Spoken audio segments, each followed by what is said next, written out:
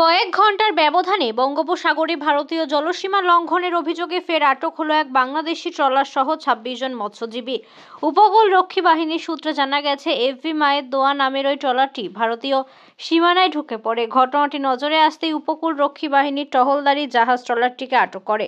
রাতেই আটক মৎস্যজীবীদের ট্রলার সহ ফ্রেজারগঞ্জ মৎস্য বন্দরে নিয়ে আসা হয়েছে। সেখান থেকে তাদের ফ্রেজারগঞ্জ উপকূল থানার পুলিশের হাতে তুলে দেওয়া হয়। ২৬ জন বাংলাদেশি মৎস্যজীবীকে কাকদ্বীপ মহকুমা আদালতে পেশ করা হয়। গত দুদিনের মধ্যে মোট ৫৫ জন বাংলাদেশি মৎস্যজীবীকে ভারতীয় জলসীমা থেকে আটক করল উপকূল রক্ষী বাহিনী।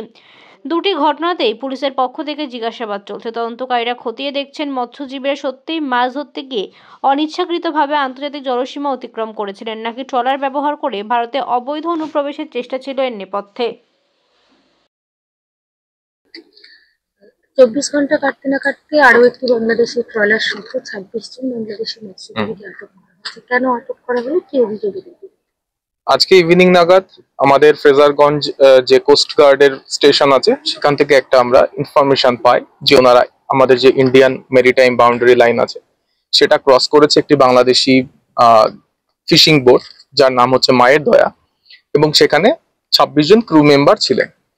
এই ইনফরমেশনের উপরে বেস করে আমরা ফ্রেজারগঞ্জ কোস্টাল থানা থেকে এবং আমাদের যারা কোস্ট গার্ড আছেন যৌথভাবে এই ইনফরমেশনের উপরে কাজ করা হয়। কোস্ট গার্ড আমাদেরকে বর্তমানে হ্যান্ড ওভার করেছেন সকল যারা ২৬ জন বাংলাদেশি মৎস্যজীবী বলে এখনো পর্যন্ত জানা যাচ্ছে তাদেরকে।